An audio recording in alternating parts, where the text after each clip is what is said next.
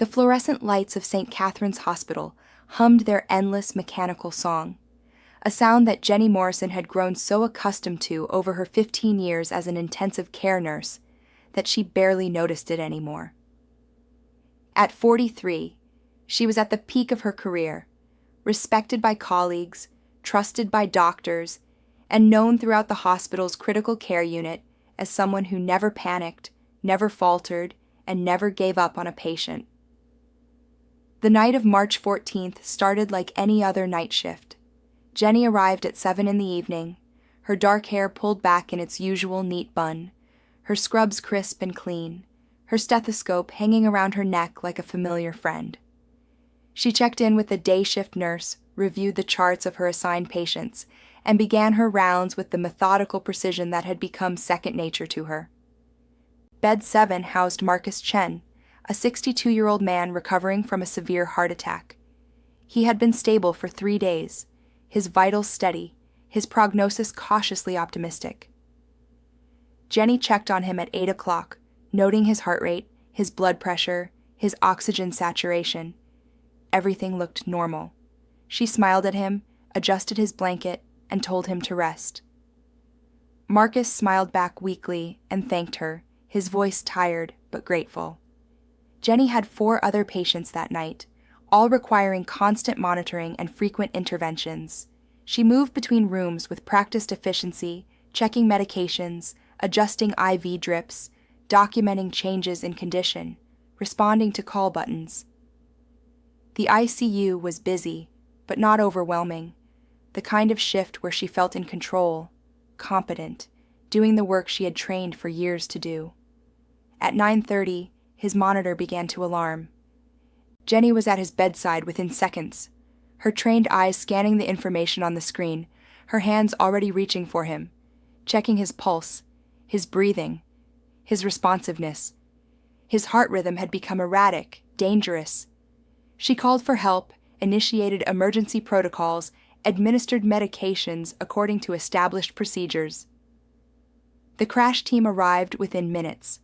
They worked on Marcus for 43 minutes, trying everything in their arsenal, but his heart had sustained too much damage. At 10:13, he was pronounced dead. Jenny stood beside the bed after the team had left, staring at Marcus Chen's still form. She had done this hundreds of times before. Stood beside a patient who had not survived, who had fought but lost. It was the hardest part of ICU nursing, but it was also inevitable. Not everyone could be saved. She had followed every protocol. She had administered the correct medications at the correct doses. She had performed chest compressions with proper depth and rate. She had done everything a nurse was supposed to do. The attending physician, Dr. Ramirez, had said as much when he signed the death certificate. "You did good work, Jenny," he had told her. "Sometimes the damage is just too extensive. There was nothing more anyone could have done." Jenny had nodded, accepted his words, and continued with her shift. She cared for her other 4 patients, completed her documentation, and gave report to the day shift nurse at 7 in the morning. Then she went home, showered, and slept. The hospital's standard review process began the next day. These reviews were routine after patient deaths in the ICU, meant to ensure that all procedures had been followed, that nothing had been missed. Jenny had been through them before. She expected this one to be no different. But Marcus Chen's family wanted answers. They wanted someone to blame. And the hospital, worried about litigation, began to look for mistakes. The investigation stretched on for weeks. Every action Jenny had taken that night was scrutinized, questioned, analyzed by people who had not been there, who did not understand the split-second decisions that intensive care demanded. The hospital brought in external consultants. They reviewed security footage. They interviewed every staff member who had been on duty. They found nothing wrong with Jenny's care. Every medical expert agreed that she had done everything correctly, that Marcus Chen's death had been the result of catastrophic heart damage that no intervention could have prevented. But Marcus Chen's family hired a lawyer. The lawyer hired a medical expert who was willing to suggest that perhaps, maybe, possibly, Jenny could have administered one particular medication 30 seconds earlier. It was a meaningless distinction, every doctor agreed, but it was enough to create doubt. The media picked up the story. "Nurse under investigation after patient death," read the headline in the city's newspaper. The article mentioned the expert's opinion. It mentioned that the hospital was conducting a thorough review. It did not mention that every other expert had found Jenny's care to be exemplary. It did not mention her 15 years of experience, her countless successful resuscitations, her reputation as one of the most skilled nurses in the ICU. Jenny's world began to crumble. Colleagues who had worked beside her for years started avoiding her in hallways. Conversations stopped when she entered the break room. She could feel eyes on her, hear whispers behind her back. The hospital administration, worried about public relations, became distant and cold. Her manager, who had praised her work just weeks earlier, now reviewed her documentation with suspicious scrutiny. The investigation was eventually closed. No charges were filed. No disciplinary action was taken. The official report stated clearly that Jenny Morrison had provided appropriate care and that the patient's death had been unavoidable. But the damage was done. Jenny could not walk through the hospital without feeling the weight of suspicion. Parents of pediatric patients requested different nurses. New doctors questioned her recommendations. The trust that was essential to her work had been shattered, not by anything she had done, but by accusations that had proven baseless, yet remained in people's memories. She began having nightmares. She would wake up at 3 a.m, her heart racing, seeing Marcus Chen's face, hearing the alarm of his monitor, feeling the helplessness of watching someone die despite her best efforts. She started arriving at work early and leaving late, double-checking and triple-checking every action, paralyzed by the fear of making a mistake. Her hands began to shake when she administered medications. Her confidence, once unshakable, had evaporated. She knew she could no longer provide the level of care her patients deserved. The anxiety was affecting her judgment, slowing her response times, making her second-guess decisions that should have been automatic. One night, during a shift, she stood frozen in a patient's room for 30 seconds, an eternity in critical care, unable to decide between two equally appropriate treatment options. Another nurse had to step in and take over. It was the moment Jenny knew she was done. 8 months after Marcus Chen's death, Jenny Morrison submitted her resignation. She packed up her locker, said quiet goodbyes to the few colleagues who still supported her, and walked out of St. Catherine's Hospital for the last time. She was 43 years old, and the career she had spent 2 decades building was over. Part 2. The Escape. For 3 months after leaving the hospital, Jenny barely left her apartment. She slept until noon, spent her days staring at the television without really watching it, and ordered takeout food because cooking seemed to require more energy than she could summon. Her savings dwindled. Her friends tried to help, but she could not bear their pity. She stopped answering her phone. Her best friend from nursing school, Amanda, finally showed up at her apartment unannounced one Tuesday morning.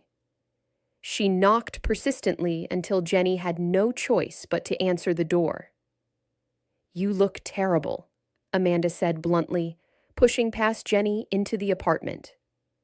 She took in the drawn curtains, the pile of takeout containers, the general air of depression that hung over everything. "Okay, that's it.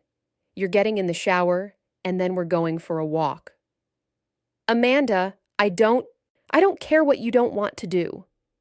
You're my best friend, and I'm not going to watch you destroy yourself over something that wasn't your fault. Shower, now." Amanda's tough love approach broke through Jenny's apathy just enough to get her moving.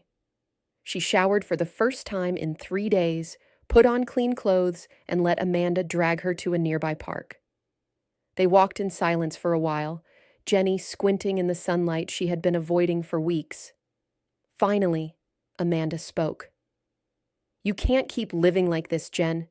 You're not eating, you're not sleeping properly, you're not taking care of yourself. This isn't healthy." "I don't know how to live anymore," Jenny admitted, her voice barely above a whisper. Nursing was everything. It was who I was, and now I'm nothing. You're not nothing. You're a person who had something terrible happen to her, but you're still a skilled nurse. You're still intelligent and capable, and you're still my friend who I love very much.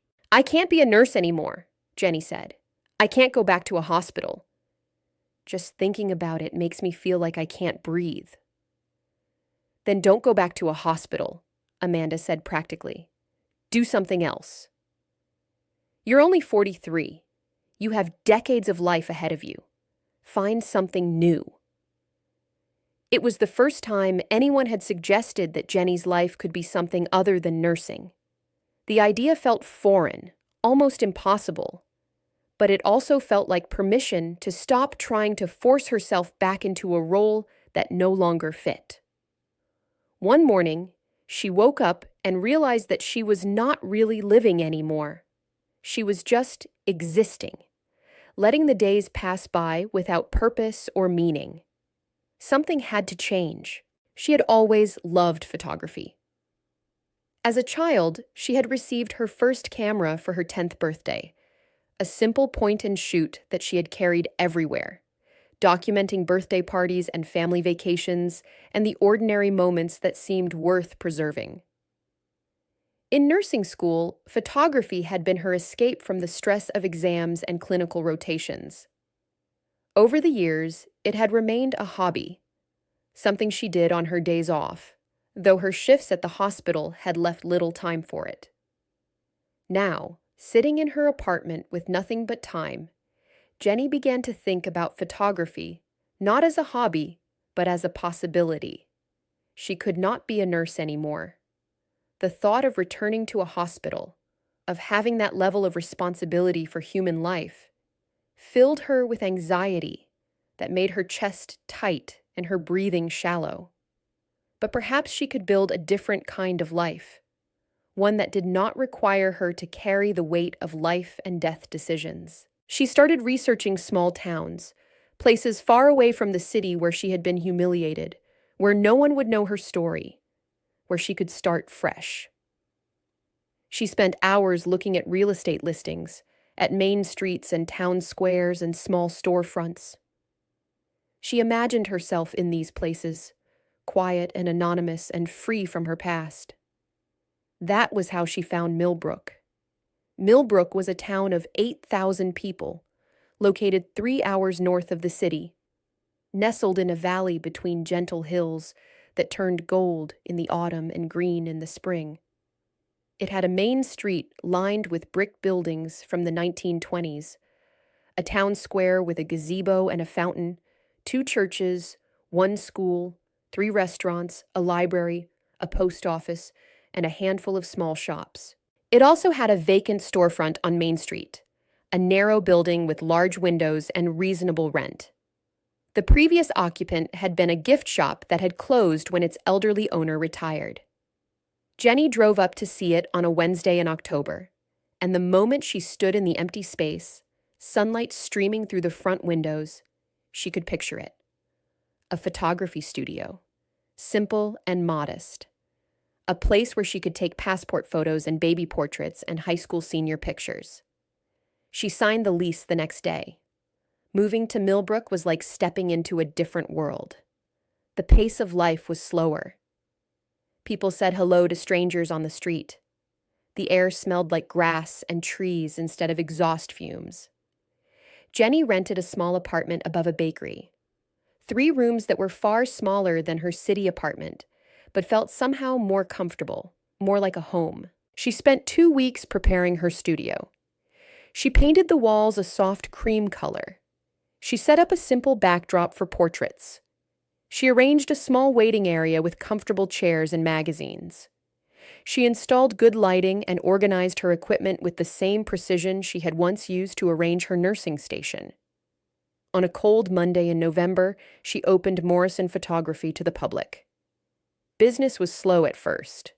Millbrook was a town where people were cautious about newcomers, where trust had to be earned over time.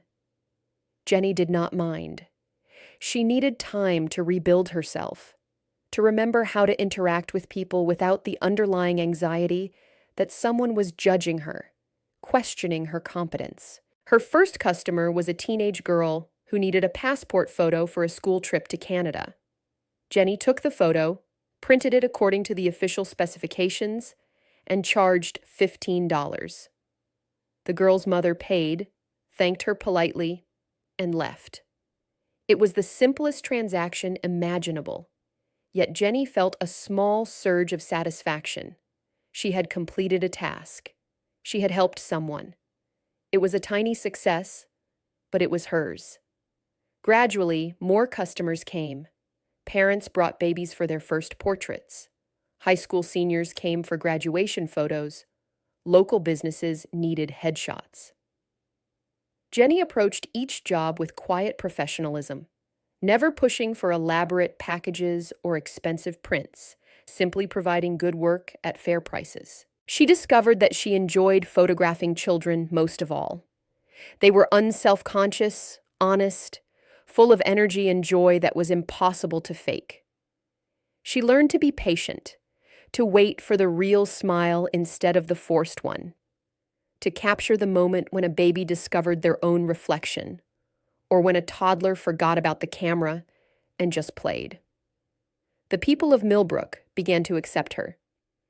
She shopped at the local grocery store, where the owner, Mrs. Patterson, always asked about her week. She got her coffee at the corner cafe, where the barista, a young man named Tom, learned that she preferred it black with no sugar.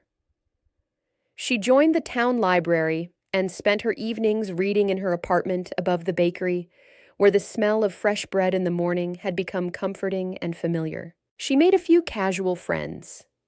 There was Helen, who owned the flower shop next door, and sometimes brought Jenny coffee when she saw her studio lights on early in the morning.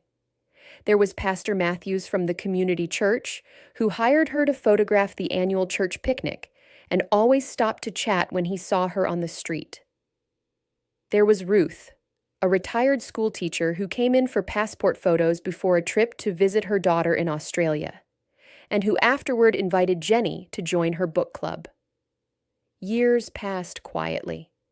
Jenny celebrated her 45th birthday alone in her apartment with a cupcake from the bakery downstairs, then her 46th, then her 47th. She made a few friends, casual acquaintances mostly, people she talked to at the grocery store or the cafe but rarely saw socially. She did not mind the solitude. It felt safer than connection, less risky than letting people get close enough to ask about her past. She rarely thought about her nursing career anymore, or at least she told herself that. In truth, she thought about it often, especially late at night when sleep would not come. She wondered if she could have done something differently, if there was some intervention she had missed, some sign she had not recognized. Logically, she knew the answer was no. Emotionally, she could never quite believe it. Sometimes she saw medical shows on television and had to change the channel, her heart racing at the sound of hospital alarms and urgent voices. Sometimes she passed car accidents on the highway and drove by quickly, refusing to look, even though a part of her wanted to stop, wanted to help, felt guilty for not helping. She had been a good nurse once. She knew that. But that person felt like someone from another lifetime, someone brave and confident and capable of handling emergencies without fear. Jenny Morrison, the photographer from Millbrook, was someone different, someone smaller and quieter, someone who took pictures of babies and stayed safely away from anything that involved real stakes or real consequences. It was a smaller life than the one she had imagined for herself as a young nursing student, full of dreams about saving lives and making a difference. But it was a peaceful life, and after everything that had happened, peace felt like enough. On a warm afternoon in late May, when Jenny was 48 years old, that peace was shattered. Part 3. The accident continued. The paramedic's eyebrows rose slightly at the clinical language and thorough assessment. "Are you medical?" "Was," Jenny said shortly. "ICU nurse. Former." The paramedic nodded once, making a decision. "Croft, Turner, take the SUV. Johnson, you're with me on the pickup. Ma'am, stay with your patient. I'll need a full report." The paramedics moved into action with smooth efficiency. Within seconds, they had equipment out. Backboards, cervical collars, oxygen, medical bags. 2 paramedics approached the SUV and began working on Sarah. The lead paramedic, whose name tag read Morgan, joined Jenny at the pickup truck while her partner, Johnson, began preparing equipment. "Patient's name is Emily," Jenny reported quickly, falling easily into the rhythm of medical handoff that she had done thousands of times. "Unknown age, approximately 25. Restrained driver, airbag deployed. Found unconscious, currently minimally responsive. Pulse weak and rapid, approximately 1 to 20. Respiration shallow and rapid, approximately 24 per minute. Complains of difficulty breathing and generalized pain. Multiple lacerations to face and upper extremities, controlled with direct pressure. Cervical spine stabilization maintained manually since my arrival approximately." She glanced at her watch. 7 minutes ago. "No obvious spinal deformity, but mechanism of injury suggests possible injury." Morgan looked at Jenny with new respect. "That's a solid report. How long since you practiced?" 5 years. "Well, you haven't lost your touch." "Okay, let's get her properly immobilized and transferred. Johnson, C-collar, and board. I'll take over manual stabilization." Morgan carefully positioned herself to take over from Mike, who had been holding Emily's head steady with shaking arms for nearly 10 minutes. "Sir, you did an excellent job. On my count, you're going to release, and I'm going to take over. Ready? 3, 2, 1, release." The transfer was smooth. Mike stepped back, flexing his cramped arms, looking relieved, but also proud that he had been able to help. Jenny stepped aside as the paramedics worked, but Morgan called her back. "Stay close. I might need you." Together, the 3 of them carefully extricated Emily from the wreckage. It was delicate work, requiring them to support her spine while navigating around the crushed metal and deployed airbag. Jenny found herself automatically helping, her hands remembering exactly how to support a patient's weight, how to move in coordination with other medical professionals, how to be an extra set of trained hands when they were needed. They got Emily onto the backboard and secured. Morgan conducted a rapid trauma assessment, checking for internal bleeding, broken bones, and other injuries that might not be immediately visible. She started an IV line, placed an oxygen mask, and hooked up a portable monitor. "Vitals are stabilizing," Morgan said, watching the monitor. "But she needs a trauma center. We're looking at possible internal injuries, definitely broken ribs, possible pneumothorax. Millbrook General can't handle this. We'll have to transport to County Medical." County Medical was 40 minutes away. Jenny knew that Emily needed to get there as quickly as possible, but she also knew that speed was useless if the patient crashed during transport. Morgan seemed to be thinking the same thing. She looked at Jenny appraisingly. "You said you were ICU. Are you current on ACLS?" ACLS, Advanced Cardiac Life Support, the certification required for critical care. Jenny had maintained hers for years after leaving the hospital, not because she expected to use it, but because letting it lapse had felt like admitting defeat. "Yes," she said. Renewed it last year. Good. My partner's a basic EMT. I could use someone with advanced training riding along. Normally, we'd call for a helicopter, but it's grounded for maintenance. Will you come? Jenny's mind went blank for a moment. Riding in an ambulance with a critical patient, being responsible for keeping that patient alive during transport, it was exactly the situation she had been avoiding for 5 years, the kind of high-stakes scenario that had led to her downfall. But Emily was looking at her with frightened eyes through the oxygen mask. The young woman was scared, in pain, possibly dying. And Jenny was standing here healthy and whole, with skills that could help, while Emily needed someone who knew what they were doing. Yes, Jenny heard herself say, I'll come. Morgan nodded briskly. Good. Johnson, you take the SUV patient. She's stable enough for you to handle. Radio ahead to Millbrook General and have them ready just in case her condition changes. I'll take the critical patient to County Medical with... She looked at Jenny questioningly. Jenny Morrison. With Jenny assisting. Let's move. They loaded Emily into the ambulance.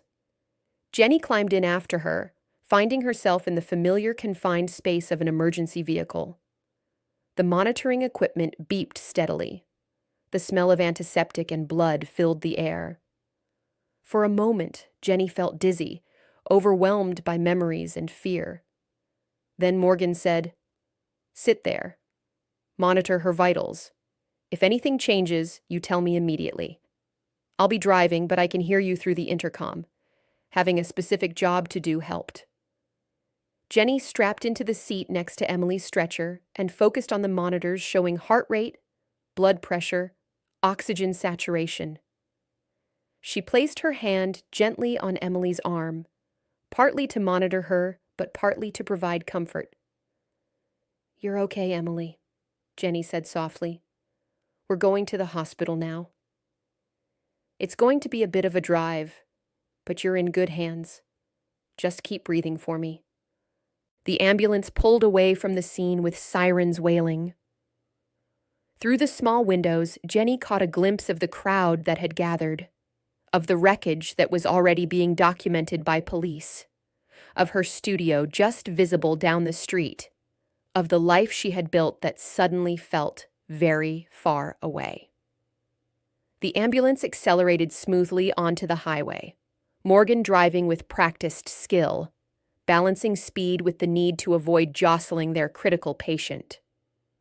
Jenny kept her eyes fixed on the monitors, watching the numbers that told Emily's story in electronic pulses and digital readouts. Heart rate, 115. Still elevated, but not dangerously so. Blood pressure, 90/60. Low, concerning, but holding steady. Oxygen saturation, 94%. Acceptable with supplemental oxygen. How's she doing? Morgan's voice came through the intercom. Stable for now, Jenny replied. BP is low but consistent. Heart rate elevated. O2 sat at 94%. Good. Keep watching that BP. If it starts dropping, we might be looking at internal bleeding. Jenny knew that already. In trauma patients, falling blood pressure often meant that blood was going somewhere it should not be. Pooling in the abdominal cavity from ruptured spleen, filling the chest cavity from damaged vessels, leaking from injuries that could not be seen from the outside. She looked down at Emily's face. The young woman's eyes were closed now, her breathing still shallow but regular. Jenny checked the IV line to make sure it was flowing properly, adjusted the oxygen mask slightly, and then did something she had not done in years. She spoke to her patient not as a medical professional, but as a human being. Emily, I don't know if you can hear me, but my name is Jenny. I'm going to talk to you for a while, okay? I want you to know that you're not alone. I'm right here with you, and I'm not going anywhere. There was no response, but Jenny continued anyway. I used to be a nurse years ago. I worked in intensive care at a big hospital in the city. I loved my job. I loved helping people, being there during the worst moments of their lives and helping them get through to the other side. I was good at it too. At least, I thought I was. The ambulance hit a bump, and Jenny instinctively reached out to stabilize the IV bag. Emily moaned slightly but did not wake. Something bad happened 5 years ago, Jenny continued, her voice soft. A patient died, and even though I did everything right, people blamed me. I blamed myself. I was so scared of making a mistake, of causing harm, that I couldn't do the job anymore. So I ran away. I moved to a little town and became a photographer, which is a nice quiet job where nobody gets hurt if I mess up a shot. Jenny glanced at the monitors. Blood pressure, 88/58, dropping. Her heart rate increased. "Morgan," she said through the intercom, keeping her voice calm. "BP is trending down. 88/58. Copy that. How fast is it dropping?" Jenny watched the monitor for 30 seconds. Slowly but steadily. Down to 86/56 now. Internal bleeding. Damn. Okay, increase IV flow rate. We need to maintain her volume, and keep talking to me. Any changes? I want to know immediately. Jenny adjusted the IV as instructed, opening the line to allow fluids to flow faster. The saline solution would help maintain blood volume, buying time until they could get Emily to surgery. "You know what, Emily?" Jenny said, resuming her one-sided conversation. "I thought I was happy being a photographer. I thought I had moved on. But when I saw that accident today, when I saw you trapped in that truck, I realized something. I realized that I never stopped being a nurse. I just stopped practicing. And standing there doing nothing would have been worse than any mistake I could have made trying to help." The ambulance was flying down the highway now, the siren clearing traffic ahead of them. Jenny could feel Morgan's skill in the way the vehicle moved, fast but controlled, getting them to the hospital as quickly as possible without putting them all at risk. "So I came to help you," Jenny continued. "And I'm going to stay right here with you until we get you to people who can fix what's broken. You're young and strong, Emily. You're going to get through this. But you have to keep fighting. Keep breathing. Stay with me. Blood pressure, 84/54. Morgan, still dropping, 84/54. How's her consciousness level?" Jenny leaned closer to Emily, checking her pupil's response to the light in the ambulance, gently squeezing her hand. Emily's fingers twitched weakly in response. Minimally responsive, but still with us. 20 minutes to county medical. Can you keep her stable that long? Can you? The question echoed in Jenny's mind with the weight of all her fears, all her self-doubt, all the reasons she had walked away from medicine. Can you be trusted with someone's life? Can you make the right decisions? What if you fail? But those were questions for later. Right now, Emily needed her to be a nurse, not a scared photographer hiding from her past. "Yes," Jenny said firmly. "I can." She checked Emily's airway, making sure the oxygen mask was positioned correctly. She examined the wound dressings she had applied at the scene, checking for breakthrough bleeding. She monitored the IV site to ensure the line was patent and flowing properly. She watched the monitors like a hawk, noting every fluctuation, every trend, every warning sign, and she kept talking. "You know what I miss most about nursing?" Jenny said. "The feeling that what I did mattered. Taking a nice photograph makes people happy, and that's good, but it's not the same as literally keeping someone alive. It's not the same as being there when everything is falling apart and somehow finding a way to hold it together." Blood pressure, 82/52. Still dropping, but more slowly now. "That's what I'm doing right now, Emily. I'm holding it together. You and me, we're a team. You keep breathing, I'll handle everything else. Deal?" The ambulance began to slow. Jenny heard the change in the siren's tone as Morgan navigated off the highway. "5 minutes out," Morgan's voice came through. "Calling it in now. County Medical, this is Ambulance 47. We are 5 minutes from your location with a priority trauma patient." Female, approximately 25 years old, victim of a motor vehicle collision.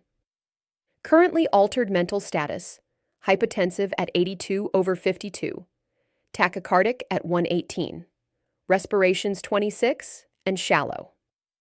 Suspected internal bleeding, possible pneumothorax, multiple lacerations. 4 established, fluids running wide open. We have an additional medical professional on board providing advanced care. Requesting trauma team on standby. Through the small windows, Jenny could see that they were entering the outskirts of the city that housed County Medical Center. The buildings were getting taller, traffic heavier, the landscape more urban. She had not been to a city since leaving her old life 5 years ago. "How's our patient?" Morgan asked. Jenny checked the monitors one more time. Holding steady. BP hasn't dropped further. Heart rate 116. O2 sat 93%. Good work. Really good work. You kept her stable. The ambulance pulled into the emergency entrance of County Medical Center, and suddenly, everything was motion and noise. The back doors flew open, and a trauma team was waiting. Doctors in scrubs, nurses with equipment, a controlled chaos of skilled professionals ready to take over. Jenny helped guide Emily's stretcher out of the ambulance, her hands working in coordination with the team as they had hundreds of times in her old life. She began giving report even as they moved, summarizing Emily's condition, the care that had been provided, the trends they had observed during transport. Emily, unknown last name, approximately 25 years old, restrained driver in head-on collision. Found unconscious at scene, now minimally responsive. Initial vitals at scene. Heart rate approximately 120. Respirations approximately 24, pulse present but weak. Cervical spine stabilization maintained throughout. Patient complaining of chest pain and difficulty breathing before losing full consciousness. Suspected internal bleeding based on mechanism of injury and declining blood pressure during transport. BP started at 90/60 at scene, currently at 82/52. IV established en route, normal saline running wide open. Multiple lacerations controlled with direct pressure. Probable broken ribs, possible pneumothorax. No known allergies, no known medical history. They were moving through the emergency department now, down a corridor toward the trauma bay. The lead doctor, a man in his 50s with gray hair and sharp eyes, was listening to Jenny's report while simultaneously assessing Emily visually. "Good handoff," he said to Jenny. "Are you with the ambulance service?" "No," Morgan interjected. "She's a civilian who assisted at the scene and during transport. Former ICU nurse." The doctor looked at Jenny with interest. "Well, former ICU nurse, your skills are not as rusty as you might think. This is excellent pre-hospital care. You may have saved this young woman's life."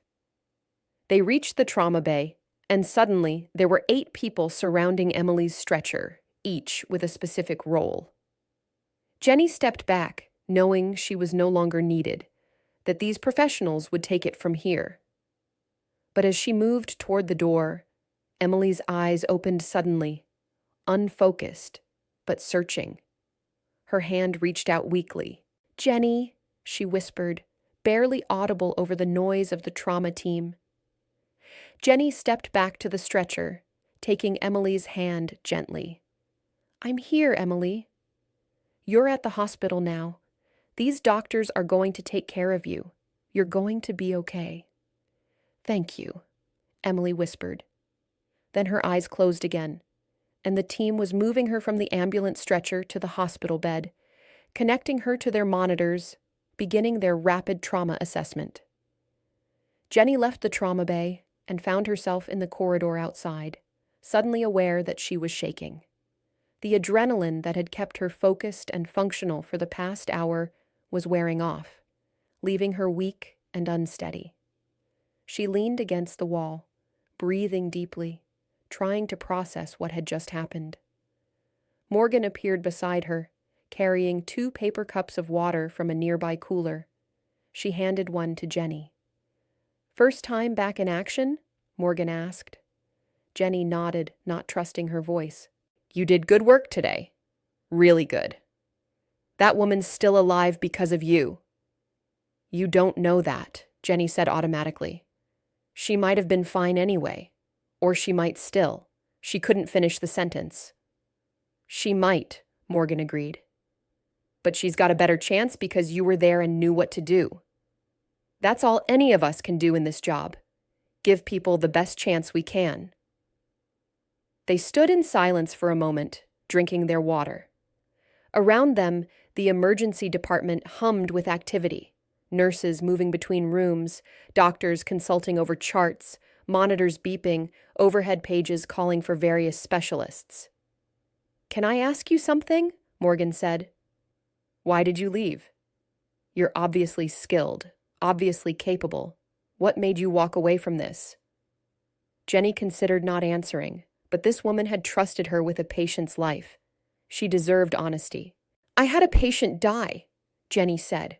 "I did everything right, but he died anyway, and his family wanted someone to blame. The hospital investigated me. It was all cleared in the end, but the damage was done. I couldn't trust myself anymore. Every time I walked into the ICU, I was terrified of making a mistake, of killing someone. It was paralyzing." Morgan nodded slowly. "I get that. This job is brutal sometimes. We're human, and humans make mistakes, and in this line of work, mistakes can cost lives. It's a heavy thing to carry." "So, how do you do it?" Jenny asked. "How do you keep going, knowing that?" "Because people need help," Morgan said simply. "And I'd rather be someone who tries and occasionally fails than someone who doesn't try at all. You understand that, or you wouldn't have helped today. You could have walked away from that accident scene. Nobody would have blamed you, but you didn't." Before Jenny could respond, the doctor from the trauma bay emerged. He saw them and walked over. "Your patient is being prepped for surgery now," he told them. "Ruptured spleen, 3 broken ribs, collapsed lung, and various other injuries. She's in serious condition, but she's stable enough for the OR. The surgeon thinks she has a good chance, thanks to the care she received before arrival. The manual cervical spine stabilization probably prevented a spinal cord injury, and maintaining her blood pressure during transport kept her organs perfused. You two did excellent work." He looked at Jenny specifically. "I meant what I said before. You may have saved her life. I don't know why you left nursing, but you're clearly still very good at it. Ever think about coming back?" Jenny opened her mouth to give her automatic response. No, never. That part of her life was over. But the words didn't come. Instead, she found herself saying, "I don't know. Maybe." The doctor nodded. "Well, if you ever want to, we could use someone with your skills. County Medical is always looking for experienced ICU nurses." He pulled a business card from his pocket and handed it to her. "That's me. Dr. Richard Chen. Give me a call if you're interested." He left, heading back to the organized chaos of the emergency department. Jenny looked down at the card in her hand, then slipped it into her pocket. "Come on," Morgan said. "I need to head back to Millbrook, file paperwork, clean the ambulance. Want a ride?" "Yes, thank you." They walked out to where the ambulance was parked. Morgan spent a few minutes restocking supplies and cleaning up the patient compartment, while Jenny waited outside, still feeling shaky and overwhelmed. The ride back to Millbrook was quiet.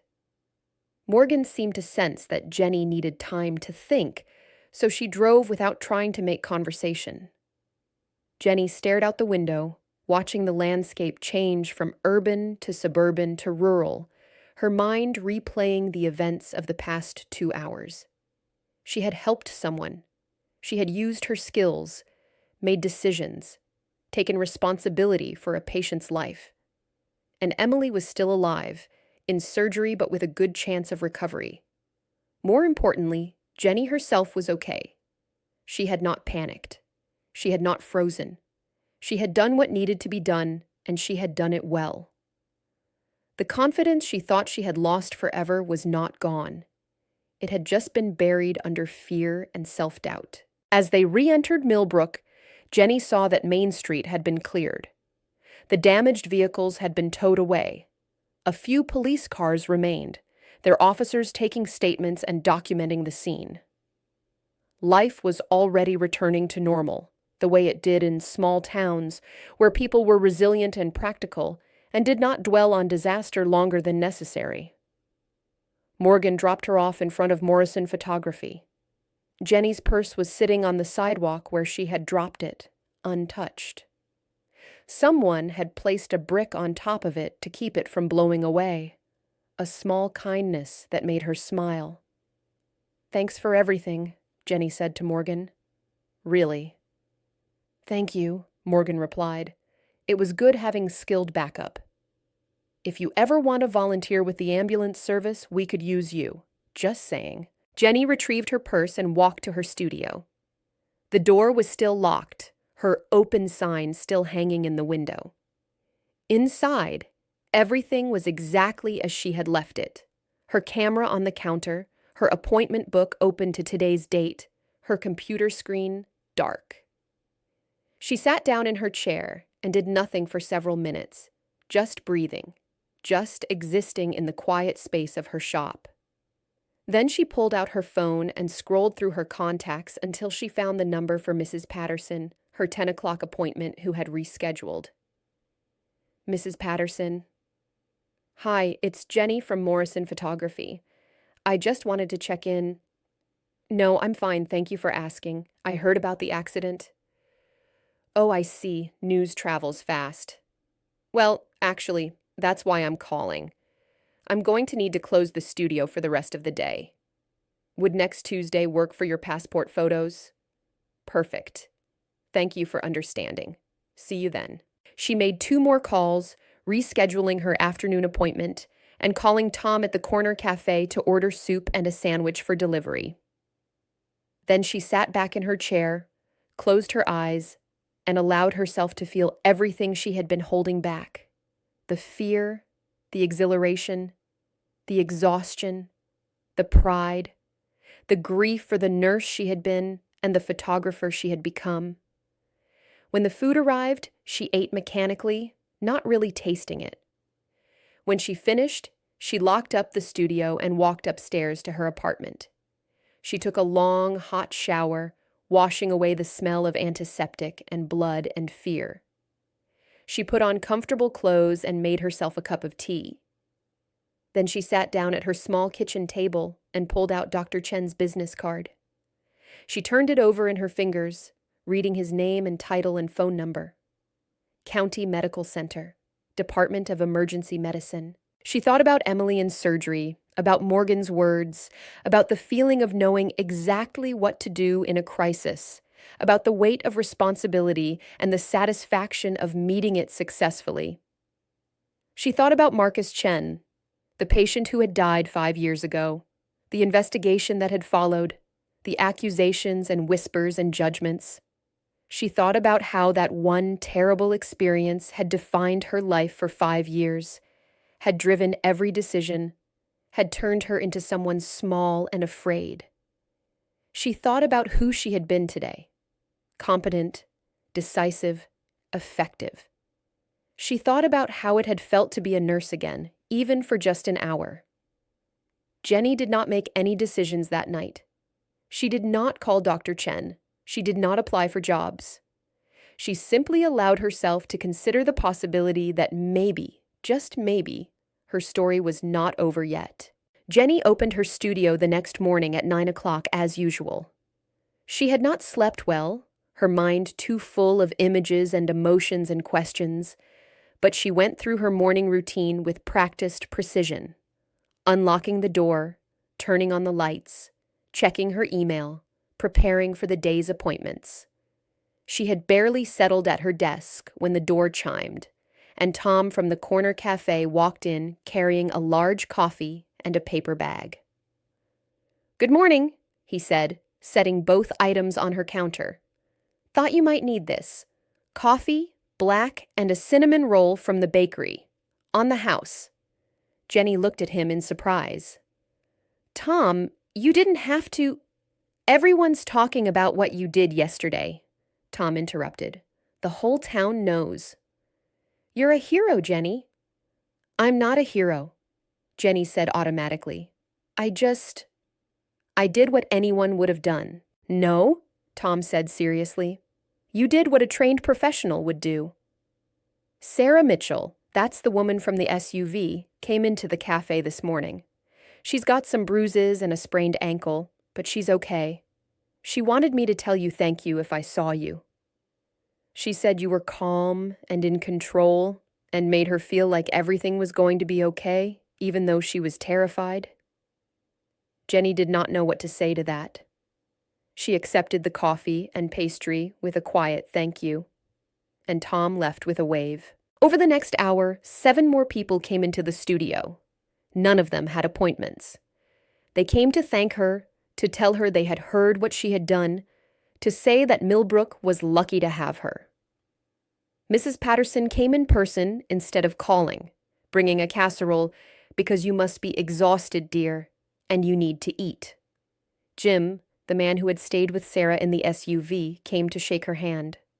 Mike, who had held Emily's head steady, came to tell her that he had not been able to sleep because he kept thinking about it, but that he was glad he had been able to help, and that it was because of her instructions that he had known what to do. Helen from the flower shop brought a beautiful bouquet. "These are for you," she said, her eyes wet with tears. "Thank you for what you did." "Sarah is my cousin. Her kids could have lost their mother yesterday. By lunchtime, Jenny felt overwhelmed by the attention. She had moved to Millbrook specifically to be anonymous, to escape from being judged and scrutinized. Now everyone was looking at her again, but this time with admiration instead of suspicion, and somehow that felt almost as uncomfortable. She closed the studio for lunch and walked to the town square, where she sat on a bench under a large oak tree, eating the cinnamon roll Tom had brought and watching the fountain in the center of the square bubble and splash. "Mind if I join you?" Jenny looked up to see Sheriff Tom Reeves, Millbrook's chief law enforcement officer, a man in his 60s with a kind face and a calm demeanor that suited a town where the most serious crimes were usually traffic violations and teenagers drinking beer behind the gas station. "Of course, Sheriff." He sat down beside her, stretching out his long legs. "I've been wanting to talk to you. I need to get a statement about yesterday's accident for my report." "Of course," Jenny said. "What do you need to know?" For the next 20 minutes, she walked him through everything she had seen and done, from the moment she heard the truck's horn to the moment she left Emily at County Medical. Sheriff Reeves took notes methodically, asking clarifying questions, making sure he had the timeline correct. When she finished, he closed his notebook and looked at her thoughtfully. "I also spoke with the paramedic, Morgan Davis. She told me you used to be a nurse." "Yes," Jenny said, wondering where this was going. "She also told me you were hesitant at first, that you almost walked away. But you didn't. You helped, and because you did, 2 women are alive who might not have been otherwise. The truck driver, Robert Hayes, he's been beside himself with guilt, even though the brake failure wasn't his fault. This morning, I got to tell him that everyone involved is going to be okay. That's a gift, Jenny. You gave that man the ability to live with what happened." Jenny had not thought about it that way.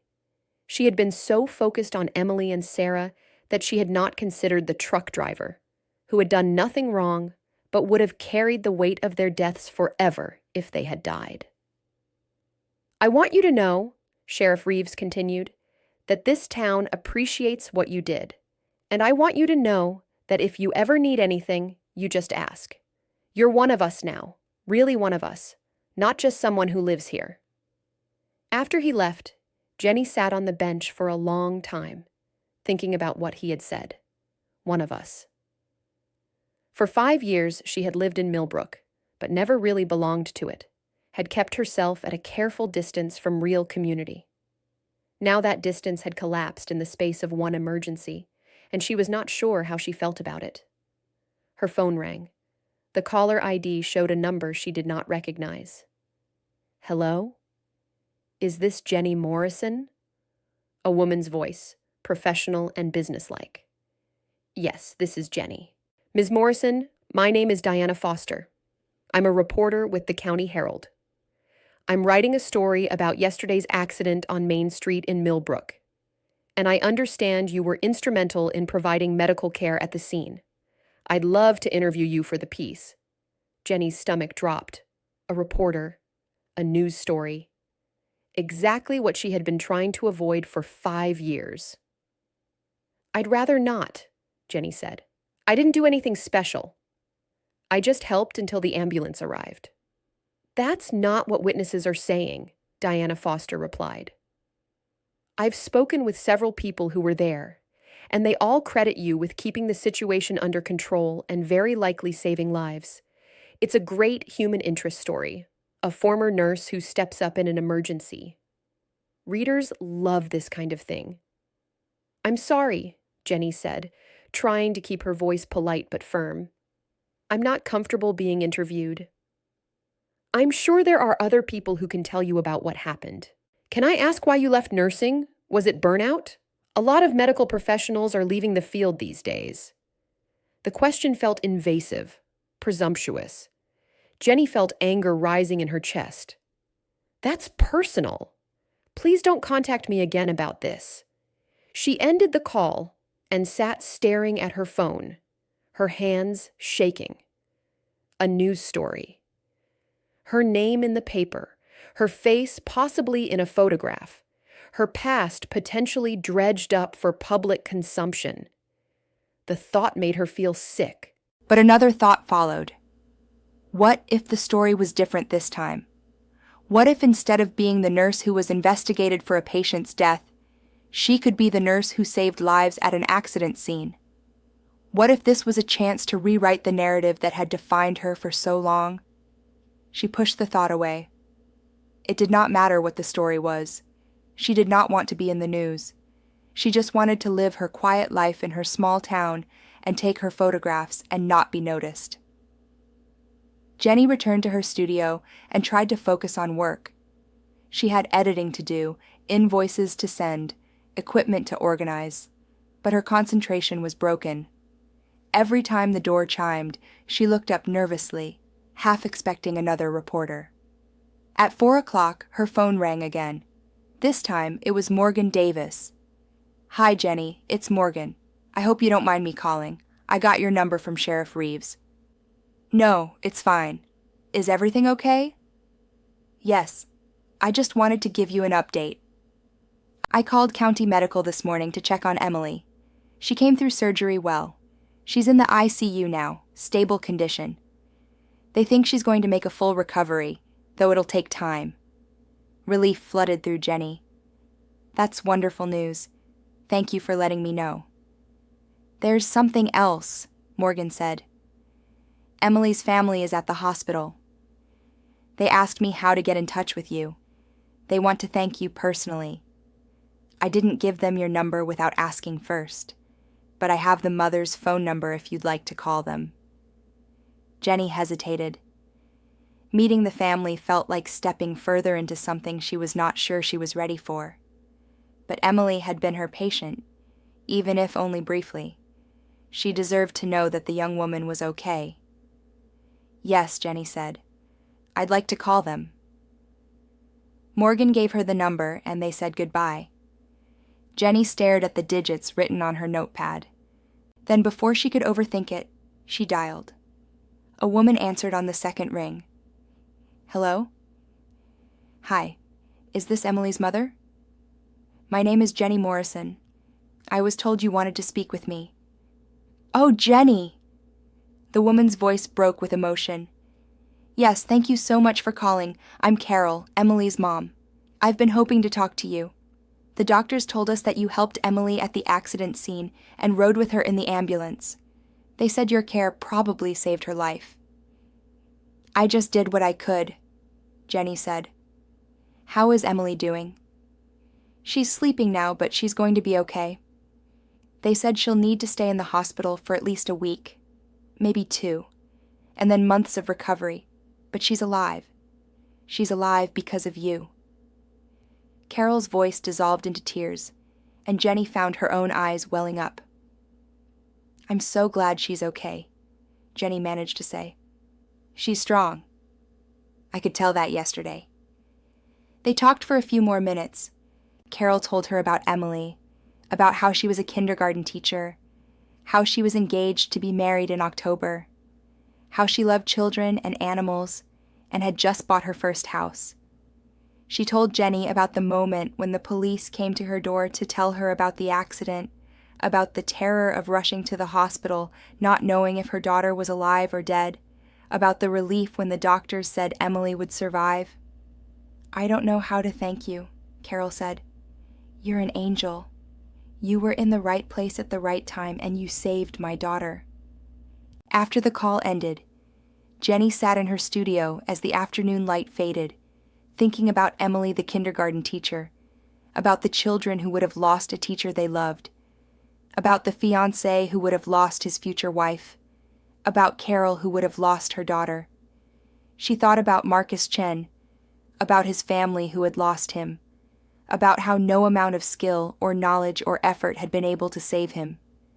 She thought about how she had carried that loss for 5 years, how it had become the defining moment of her life, eclipsing all the patients she had saved, all the families she had helped, all the lives she had touched positively during her 15 years as a nurse. Marcus Chen had died, and nothing could change that, but Emily was alive, Sarah was alive, and Jenny had played a role in that outcome. Maybe it was time to start defining herself by her successes instead of her failures. Local woman's quick thinking saves lives in Main Street collision. Jenny's stomach clenched, but she forced herself to pick up the paper and read the article.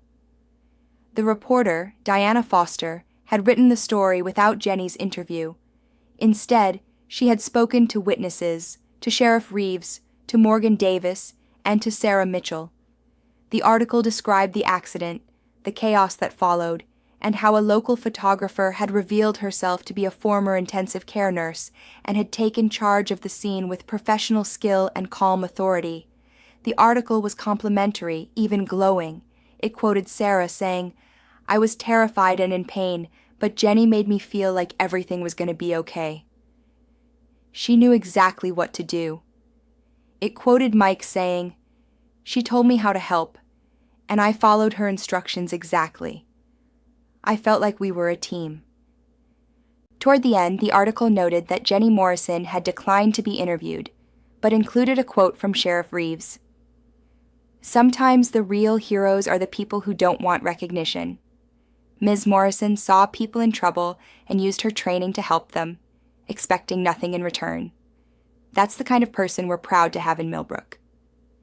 Jenny set the paper down carefully, her hands trembling slightly. The article was not what she had feared. There was no mention of her past, no investigation into why she had left nursing, no digging into Marcus Chen's death. It was simply a story about a woman who had helped during an emergency. But it made her uncomfortable nonetheless. It put attention on her, made her visible in a way she had carefully avoided. "That's a nice article," Tom said, refilling her coffee cup. "You should be proud." "I just did what anyone would do," Jenny said for what felt like the 100th time. "No," Tom said gently. "You did what someone with training and courage would do." There's a difference. Over the next week, Jenny found herself thinking constantly about nursing. She would be photographing a baby and suddenly remember the premature infants in the NICU, so tiny and fragile, fighting for every breath. She would be editing portraits on her computer and remember the faces of patients she had cared for their families, their stories.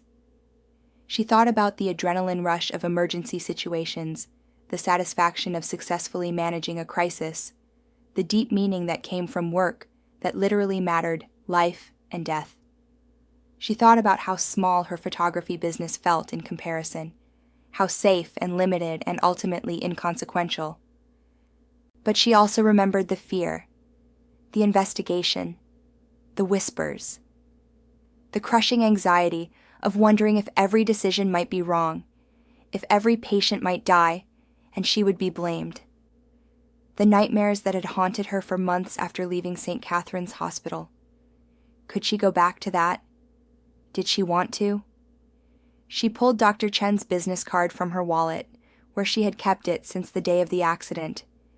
She read his name, his title, his direct phone number. She had picked up her phone to call him at least a dozen times over the past week, but had never completed the call.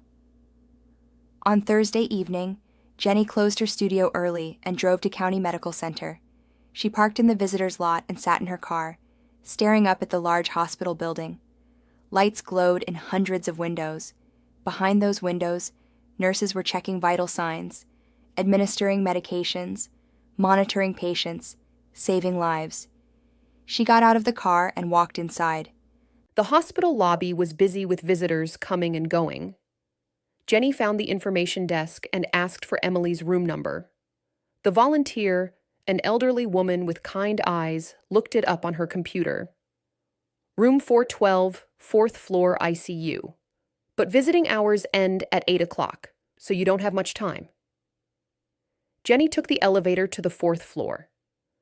The doors opened onto a hallway that was instantly, painfully familiar.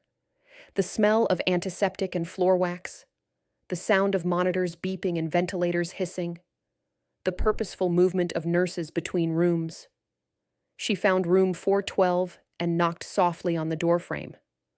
A woman who looked to be in her 50s looked up from the chair beside the bed. Yes? Hi, I'm Jenny Morrison. We spoke on the phone. I wanted to check on Emily if that's okay. Carol's face broke into a wide smile. She stood up quickly. Jenny! Yes, of course, come in. Emily's awake. Emily, sweetheart, look who's here. Jenny stepped into the room and saw Emily propped up in the hospital bed, looking pale and bruised, but very much alive. The young woman's eyes focused on Jenny, and a smile spread slowly across her face. Jenny, Emily said, her voice weak but clear. I remember you. From the ambulance. Hi, Emily. I'm so glad to see you awake and talking. How are you feeling?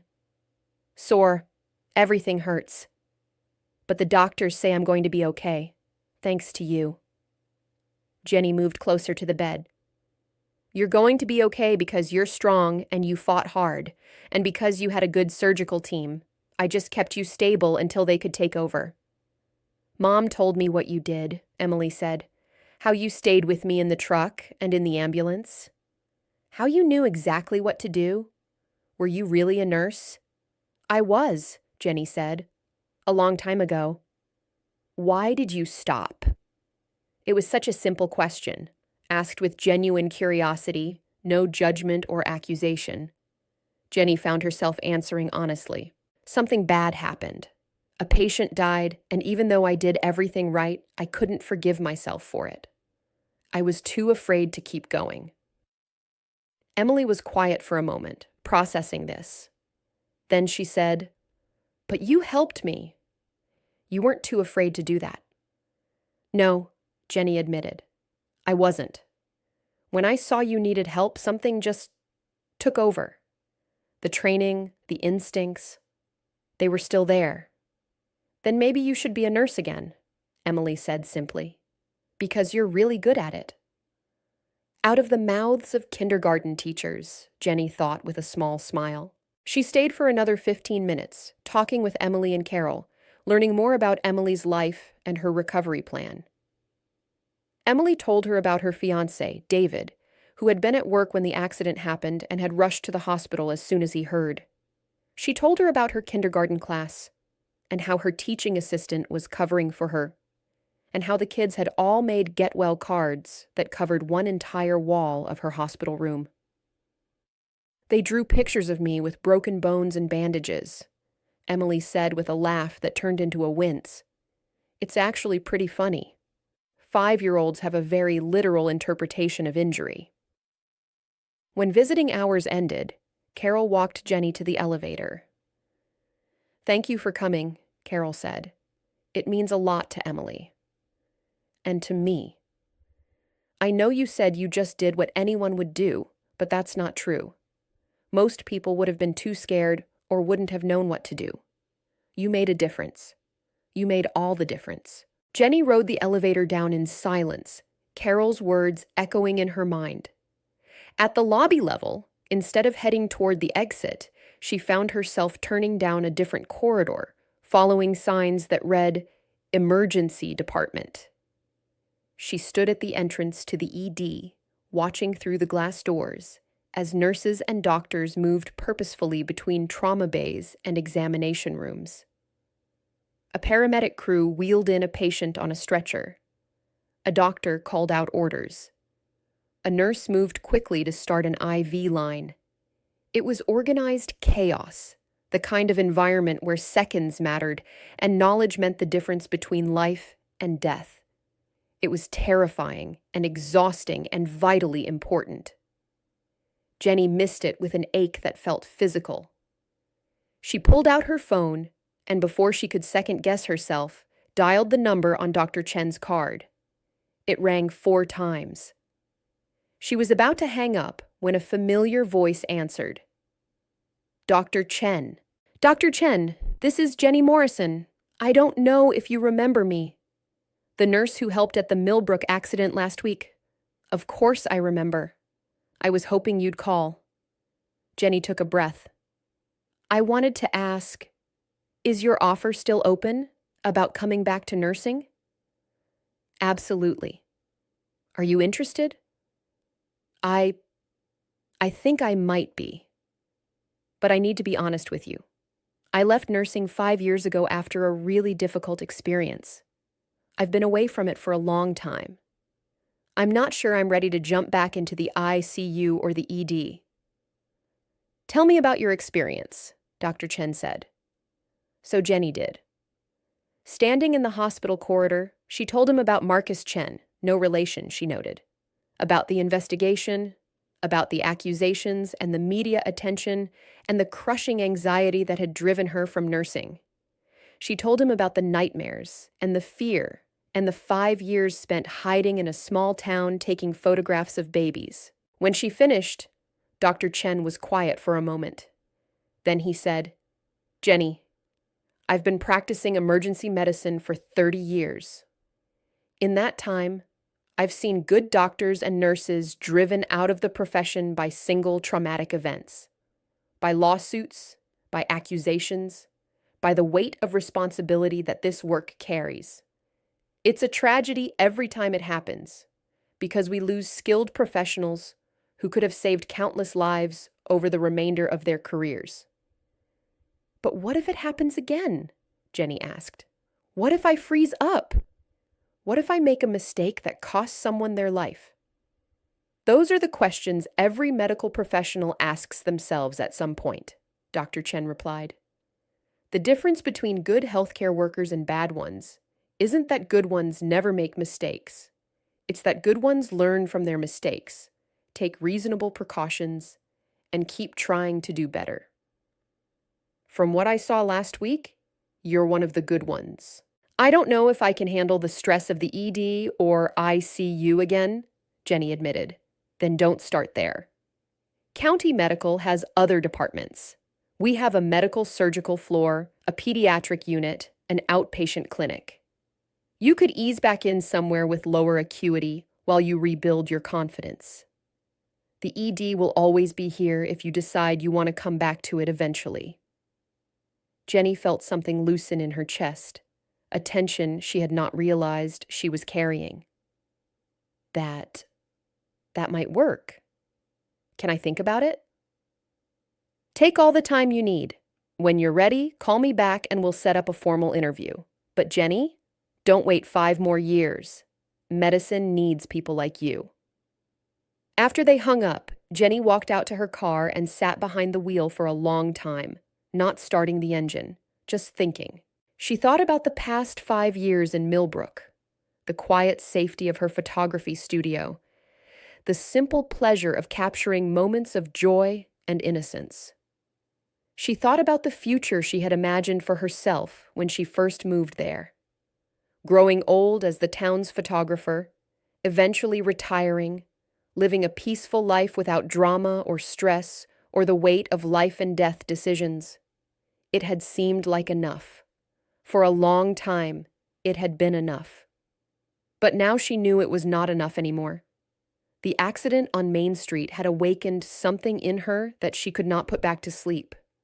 She had remembered what it felt like to use her training, to make a real difference, to be fully engaged in work that mattered profoundly. She thought about Emily lying in that hospital bed, alive and healing, and planning a wedding that would never have happened if Jenny had walked away from the accident scene. She thought about Sarah Mitchell, who had come into the cafe with bruises and a sprained ankle but otherwise healthy. She thought about Carol's tears of gratitude and relief. She thought about Marcus Chen's family, about their grief and anger, about how they had needed someone to blame for a death that was simply a tragedy without a villain. She thought about how she had let that experience define her for so long, had let it steal 5 years of her life and career. Marcus Chen had died, and nothing could change that. But Emily was alive, and the question was not whether Jenny was willing to risk another Marcus Chen. The question was whether she was willing to let fear prevent her from helping future Emilys. Jenny started her car and drove back to Millbrook. She did not make any decisions that night. She went to her apartment, made dinner, and went to bed. But when she woke up the next morning, she knew what she was going to do. She opened her studio at 9 o'clock and worked through her scheduled appointments: passport photos for a teenager, newborn portraits for a family with twins, a headshot session for a woman starting a new business. She did good work, gave her customers exactly what they needed, and felt satisfied with the results. But she also knew it was not enough anymore. That evening, she called Dr. Chen back. "I'd like to set up that interview," she said. 6 weeks later, Jenny Morrison walked through the doors of County Medical Center, wearing scrubs for the first time in 5 years. Her heart was pounding, her palms were sweaty, and she felt simultaneously terrified and more alive than she had felt in a long time. She had been hired to work on the medical surgical floor, a step down in intensity from the ICU, but still meaningful work. Her shift was 3 12-hour days per week, which would allow her to keep her photography studio open part-time. She had explained to her regular customers in Millbrook that her hours would be changing, that she would only be available for photography sessions on Thursdays, Fridays, and weekends. Most of them had been understanding, even supportive. "Good for you," Mrs. Patterson had said. "The world needs more nurses, especially good ones like you." Jenny's orientation period was 2 weeks of training to familiarize herself with county medical systems, protocols, and electronic medical records. She attended classes on medication administration, infection control, and emergency procedures. She shadowed experienced nurses, relearning the rhythms of hospital work. It was exhausting. The 12-hour shifts left her physically drained in a way that photography never had. The mental energy required to track multiple patients, remember medication schedules, coordinate with doctors and physical therapists and social workers, it was intense and demanding. But it was also deeply satisfying. Her first solo patient was an 82-year-old man named George Henderson, recovering from hip replacement surgery. He was grumpy and in pain, and frustrated by his loss of independence. Jenny checked his vital signs, administered his medications, helped him with physical therapy exercises, and listened when he complained about the hospital food and the uncomfortable bed and how much he hated feeling weak. "You're doing great, Mr. Henderson," Jenny told him. "I know it doesn't feel like it, but you're getting stronger every day. By next week, you'll be home and telling people about what a terrible patient you were." George huffed, but smiled slightly. "Were you always this bossy?" "Yes," Jenny said. "It's part of my charm." Over the next few weeks, Jenny settled into the rhythm of nursing again. She cared for post-surgical patients, people recovering from pneumonia and diabetes complications and heart problems. She administered medications, changed dressings, monitored for complications, provided education and emotional support. Some days were hard. There were moments when her confidence wavered, when she second-guessed her decisions, when old fears resurfaced. There was a night when one of her patients crashed unexpectedly, and Jenny felt panic rising in her chest, the memories of Marcus Chen flooding back. But she did not freeze. She called for help, initiated emergency protocols, and worked with the rapid response team to stabilize the patient. The patient survived and was transferred to the ICU for closer monitoring. Afterward, Jenny had to sit down in the break room, her hands shaking with adrenaline. But she had done it. She had faced an emergency and handled it competently, professionally. The patient was alive because the team, including her, had done their jobs well. Her nurse manager, a woman named Patricia Torres, who had 30 years of experience, found her in the break room. "Rough night," Patricia observed, sitting down beside her. "Yeah," Jenny admitted, "but we got him through it." "You did good work," Patricia said. "I watched you in there. You were calm, you communicated clearly, you worked well with the team. That's what matters." "I was terrified," Jenny confessed. "That's okay. I've been doing this for 30 years, and I still get scared sometimes. The fear means you understand what's at stake. It's when you stop being afraid that you need to worry." As the weeks turned into months, Jenny found herself growing more confident.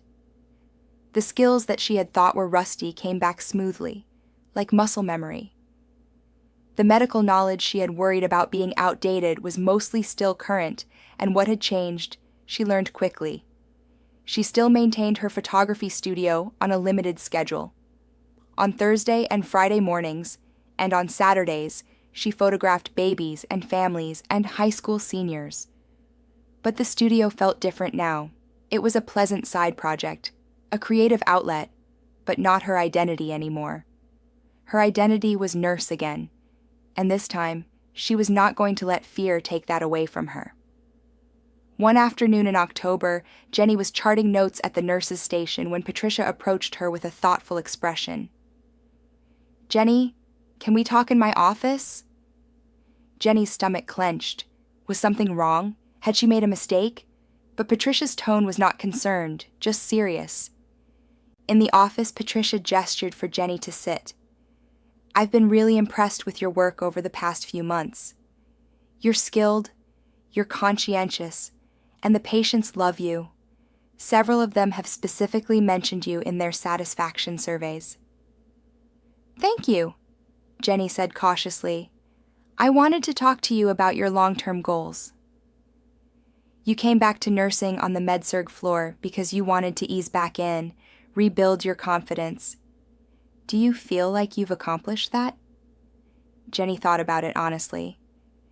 "Yes, I think I have. I feel comfortable here. I feel like I know what I'm doing." "Good. Because Dr. Chen has mentioned several times that he'd like to recruit you to the ED when you're ready. He was very impressed with how you handled that accident scene in Millbrook. But before you make any decisions, I want you to know that we'd love to keep you on med-surg if that's where you're happiest. Or if you're interested in other specialties, we have openings in several departments." Jenny was quiet for a moment, considering. The ED was where the highest stakes medicine happened, where decisions had to be made in seconds, where the work was most intense and most risky. It was exactly the environment she had fled from 5 years ago. But it was also where she was most needed, where her skills and training could make the biggest difference. "Can I think about it?" Jenny asked. "Of course. Take your time." That evening, Jenny drove to Millbrook and parked in front of Morrison Photography. She looked at her studio, at the photographs displayed in the window, at the life she had built here when she was running from her past. Then she walked down Main Street to the spot where the accident had happened 6 months earlier. The street had long since been repaired. There was no sign that anything traumatic had ever occurred here. Life had moved on, as it always did. But Jenny remembered. She remembered the fear and the adrenaline and the sound of crunching metal. She remembered Emily's pale face and Sarah's frightened eyes. She remembered the feeling of her hands working quickly and competently, her mind clear and focused despite the chaos around her. She remembered who she was when it mattered most. Jenny pulled out her phone and called Dr. Chen. "Jenny," he answered warmly. "How are you?" "I'm good. Really good. I wanted to talk to you about the ED position. Is it still available?" "It is.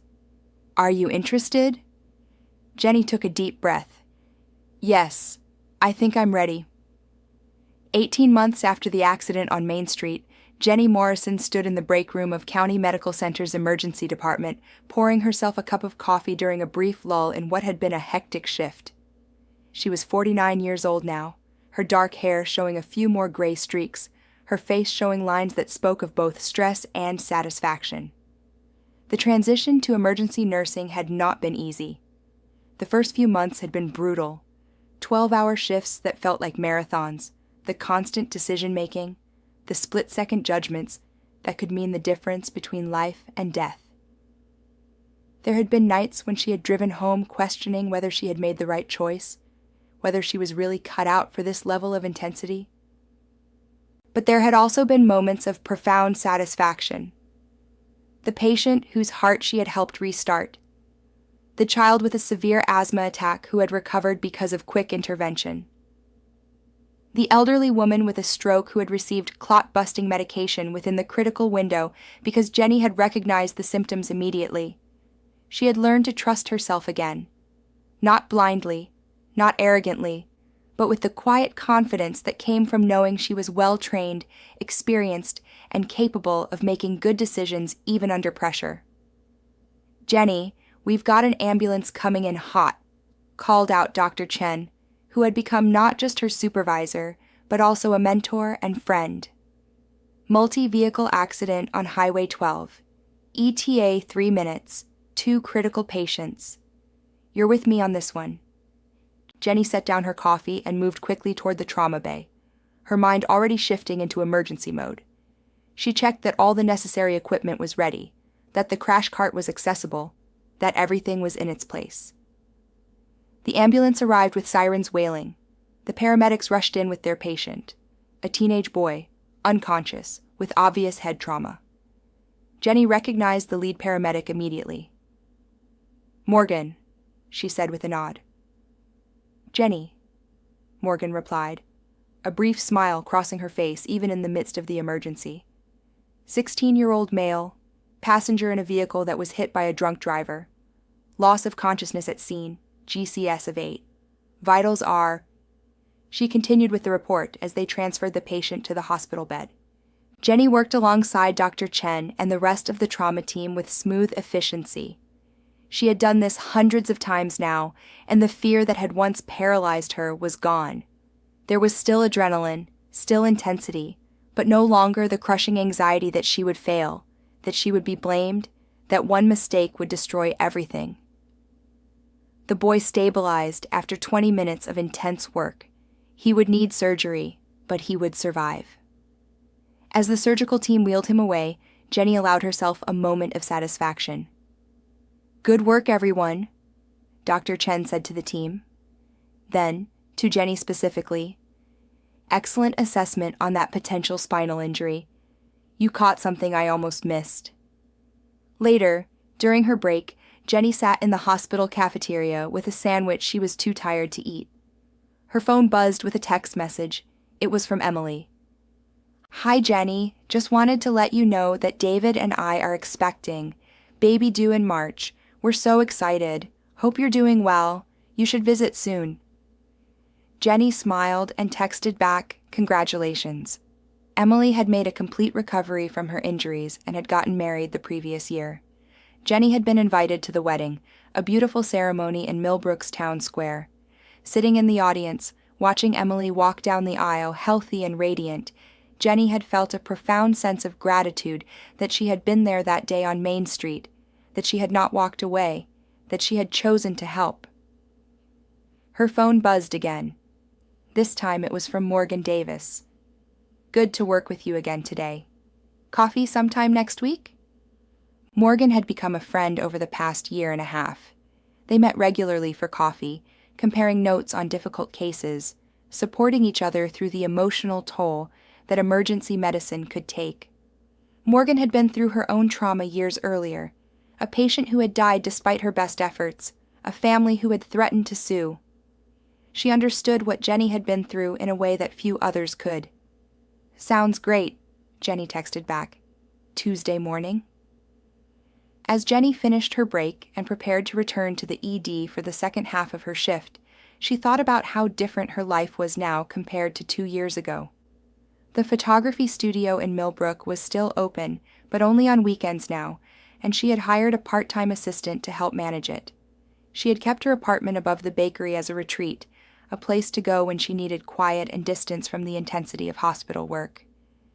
But her real life was here now, in this hospital, in this emergency department, doing the work she had been trained to do.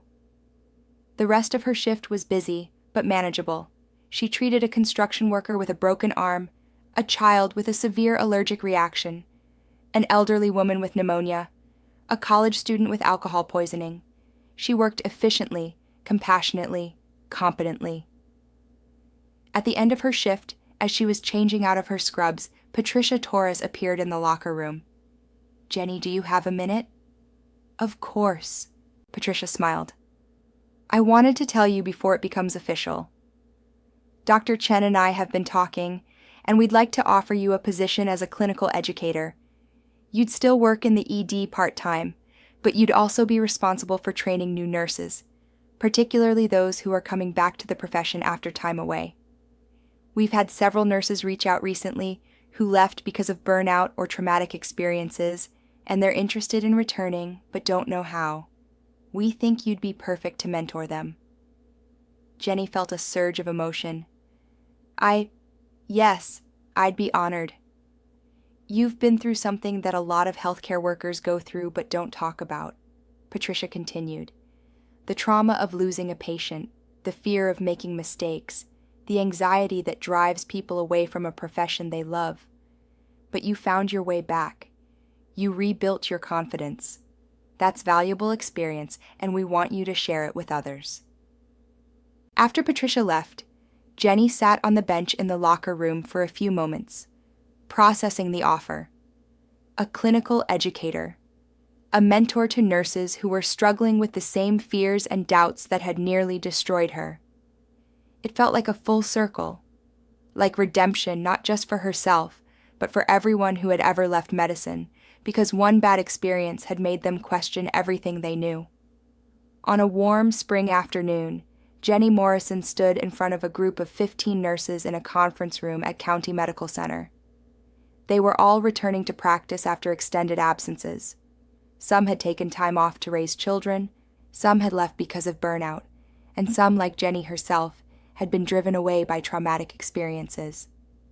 "My name is Jenny Morrison," she began, "and 5 years ago I walked away from nursing after a patient died during my care.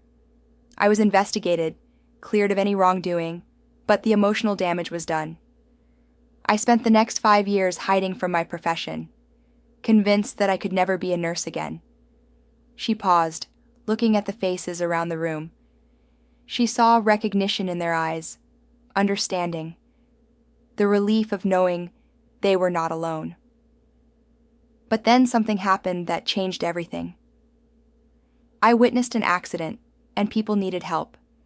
And I discovered that I was still a nurse, even though I hadn't practiced in years. The skills were still there. The knowledge was still there. What I had lost was confidence, but I learned that confidence can be rebuilt. Over the next hour, Jenny shared her story in detail. She talked about Marcus Chen's death, about the investigation, about the fear and anxiety that had paralyzed her. She talked about the accident in Millbrook, about Emily and Sarah, about the moment when she chose to step forward instead of walking away. She talked about the process of returning to nursing, about starting small on the med-surg floor, about gradually rebuilding her skills and confidence, about eventually moving to the emergency department. She talked about the difficult days, the moments of self-doubt, the times when she had wanted to quit. But she also talked about the rewards, the patients she had helped, the lives she had saved, the profound satisfaction that came from doing work that mattered. Returning to nursing after trauma is not easy, Jenny concluded, but it is possible. And if this is a profession you love, if this is work that feeds your soul, then it's worth the effort. You're not damaged. You're not broken. You're experienced healthcare workers who have been through something difficult, and now you have the chance to come back stronger and wiser than you were before. After the session ended, several nurses approached Jenny to thank her, to share their own stories, to ask questions about the return process. One woman, a former ICU nurse in her early 50s, spoke with tears in her eyes. "I lost a patient 10 years ago," she said. "I've wanted to come back ever since, but I've been too afraid. Hearing your story, it gives me hope." "It should," Jenny said, "because if I can do it, anyone can." That evening, Jenny drove back to Millbrook. She did not live there full-time anymore. She had rented a small house closer to the hospital, but she still visited regularly, still maintained friendships in the town that had given her refuge when she needed it most. She parked on Main Street and walked to the corner cafe, where she had agreed to meet Helen and Ruth for dinner. As she walked, she passed the spot where the accident had happened 3 years earlier. She paused for a moment, as she always did, remembering that day, grateful for everything that had followed. Inside the cafe, her friends waved her over to a table by the window. They talked about ordinary things: Helen's flower shop, Ruth's book club, Jenny's work at the hospital. It was comfortable, familiar, the easy conversation of people who had known each other for years. "How's Emily doing?" Helen asked. Emily was her cousin after all. "Great," Jenny said. "Her baby's due in 2 months.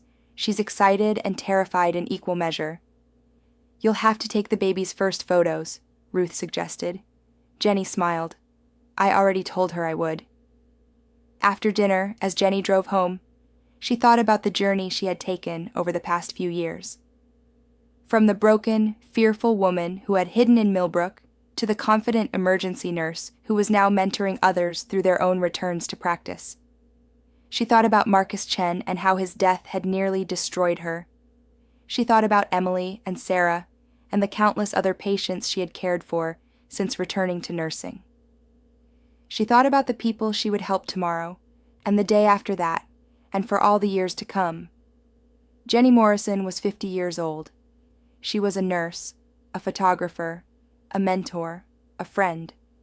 She had been broken and had healed. She had failed and had succeeded. She had run away and had returned.